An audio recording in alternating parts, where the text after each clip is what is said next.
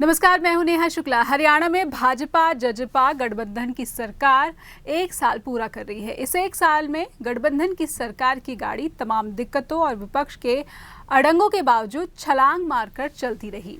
गठबंधन सरकार का पहला साल राजनीतिक, सामाजिक और आर्थिक परेशानियों से दो चार होता रहा। अल्पमत में होने के बावजूद सत्तारूढ़ भाजपा के लिए जननायक जनता पार्टी का जो साथ मिला उससे हौसला बढ़ा। 1 साल के कार्यकाल में सरकार के 7 महीने तो कोरोना के मुकाबले में ही बीत गए। बाकी बचे 5 महीने में उपलब्धि के तौर पर कोई बड़ा काम तो नहीं कह सकते, लेकिन सरकार ने पटरी से उतरी प्रदेश की अर्थव्यवस्था को इसी साल काबू करने में सफलता का दावा किया है। हालांकि इस दौरान कुछ अहम फैसले भी सरकार ने लिए हैं।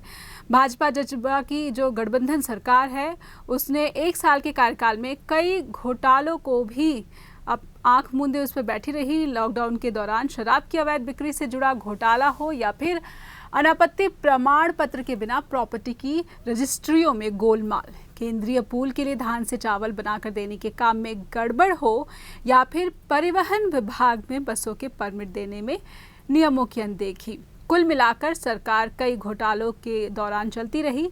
सरकार पर विपक्ष भी लगातार वार करता रहा। हरियाणा के पुलिस महानिदेशक मनोज यादव ने कहा है कि प्रदेश में 2019 की तुलना में इस साल सितंबर तक सड़क दुर्घटनाओं और उनमें मरने वालों की संख्या में 20% की कमी आई है।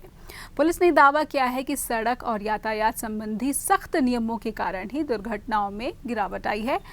डीजीपी यादव ने कहा है कि यातायात नियमों की उल्लंघना पर सख्ती बरती जा रही है, जिससे दुर्घटनाओं पर लगाम कसा जा सका है। खेलो इंडिया में गोल्ड मेडल जीतने वाली और अंतर्राष्ट्रीय खिलाड़ी हरियाणा की बेटी विकास राणा ने हरियाणा सरकार से आर्थिक मदद की गुहार लगाई है। स्कीइंग खिलाड़ी विकास राणा ने पिछले साल गुलमर्ग में हुए खेलो इंडिया विंटर्स गेम्स में दिल्ली की तरफ से खेलते हुए 2 गोल्ड मेडल हासिल किए थे। विकास के मन में एक ही टीस है कि हरियाणा की तरफ से खेले और गोल्ड मेडल जीत सके, और अब वो मांग कर रही है कि हरियाणा सरकार आर्थिक मदद भी मुहैया कराए। अभी तक विकास को ना तो कोई आर्थिक मदद मिल सके, ना ही किसी प्रतियोगिता में स्पॉन्सर किया जा सका है।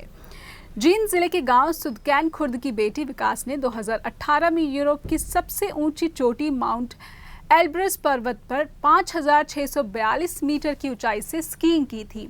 ये एक साहसिक कारनामा था और ऐसा करने वाली वो देश की पहली खिलाड़ी बनी थी और इस रिकॉर्ड को इंडिया में दर्ज किया गया था। विकास ने 2017 में जापान में हुए विंटर एशियन गेम्स में देश का प्रतिनिधित्व भी किया था।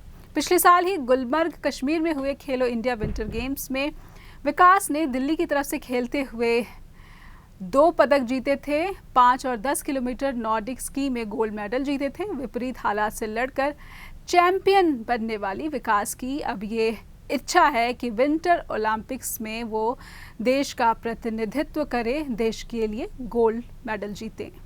सबसे पहले तो थैंक यू मैम आपका।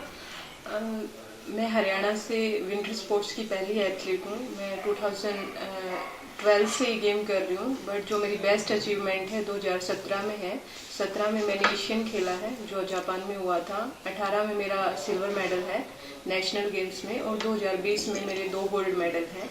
तो ये अभी तक की मेरी अचीवमेंट है, लेकिन अभी तक मुझे सरकार की तरफ से कोई सहायता या किसी प्रकार का कोई प्रवर्धन नहीं मिला है।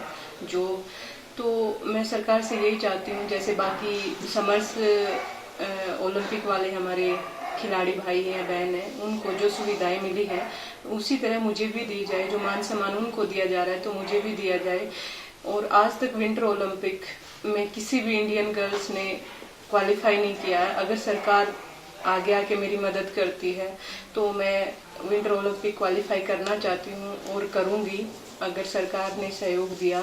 और मुझे उम्मीद है सरकार सहयोग करेगी, क्योंकि जब हरियाणा से एक धुरंधर खिलाड़ी निकलते हैं, मिट्टी के हों या बर्फ़ के हों या पहाड़ों के, तो इसी उम्मीद के साथ मैं आज नैनपाल सर से मिलने आई हूँ और सीएम सर से भी मिली हूँ, अपने खेल मंत्री सर से भी मिली हूँ। उन्होंने आश्वासन दिया है और मुझे उम्मीद है कि सरकार जल्द ही मेरे मेरी मांगों को जॉब को लेके या भाई फाइनेंशियल सपोर्ट को लेके मुझे मदद करेगी।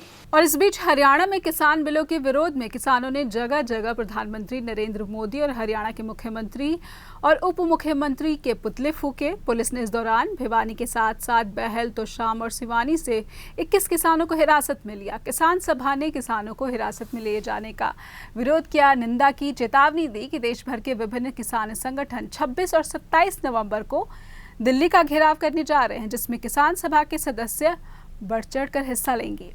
रविवार दोपहर कई किसान लघु सचिवालय के बाहर जमा हुए और सरकार के खिलाफ नारेबाजी की। इसके बाद किसानों ने सरकार का पुतला जलाया।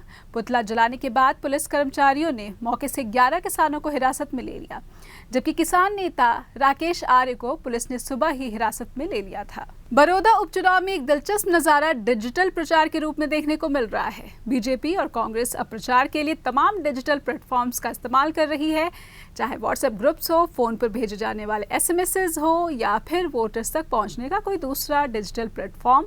सभी जगह पार्टियां अपना पूरा जोर प्रचारों पर लगा रही हैं। दीपेंद्र हुड्डा की टीम पहली बार इन चुनाव में कांग्रेस उम्मीदवार के लिए डिजिटल तकनीक का इस्तेमाल कर रही है। लगभग 54 से ज़्यादा गांव में कांग्रेस की तकनीकी टीम ने व्हाट्सएप ग्रुप्स बनाए हैं और इन ग्रुप्स में 100 से 150 लोगों को ऐड किया गया है। यहाँ तक कि कम्युनिटी वाइज भी ग्रुप्स बनाए गए हैं, जिन पर पूर्व मुख्यमंत्री भूपेंद्र सिंह हुड्डा, राज्यसभा सांसद दीपेंद्र हुड्डा और कांग्रेस के उम्मीदवार इंदु राज नरवाल से जुड़ी जानकारियां शेयर की जा रही हैं। सोनीपत के भदाना गांव में एक ही परिवार की 6 बेटियां साइंटिस्ट हैं। इन साइंटिस्ट बेटियों के शिक्षक पिता ने अपनी बेटियों को इस काबिल बनाया है कि 6 में से 4 बेटियां विदेशों में रह रहकर विभिन्न महत्वपूर्ण क्षेत्रों में शोध यानी रिसर्च कर रही हैं। एक बेटी के कैंसर पर रिसर्च को मंजूरी मिल चुकी है, वहीं 2 बेटियां देश में ही रहकर 2 विभिन्न विश्वविद्यालयों में रिसर्च प्रोफेसर हैं और शोध कर रही हैं। बेटियों के रिसर्च पर उत्साह और खुशी से भरे पिता बताते हैं कि हमारी छोरियां छोरों से भी बढ़कर हैं। भदाना के जगदेव दहिया वैसे तो प्राथमिक विद्यालय में मुख्य अध्यापक थे, लेकिन उन्होंने बेटियों और बेटों में फर्क नहीं समझा। सभी बेटियों ने सोनीपत के टीकाराम गर्ल्स कॉलेज से 12वीं तक की पढ़ाई की और फिर हिंदू कॉलेज से बीएससी की। इसके बाद वो आगे की शिक्षा के लिए चंडीगढ़ आईं। चंडीगढ़ के सेक्टर 47 स्थित कालीबाड़ी मंदिर में दशहरे के मौके पर महिलाओं ने सिंदूर खेला का आनंद उठाया।